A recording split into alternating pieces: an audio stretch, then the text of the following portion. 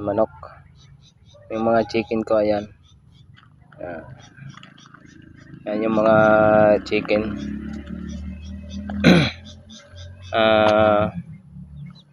Yan.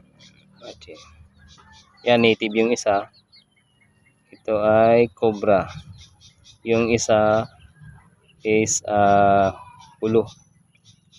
Ito ang mga Red Island chicken ko. Yung mga bagong manok. Yan. Ayan siya mga ka-chicken, ano. 2 months pa lang yan. Tandang. Ito. 2 months. Tapos may 4 months ako. Nangingitlog na rin. Siguro ngayon na panibagong video ko, ano, yung mga ka-chicken. Yes. Ayan.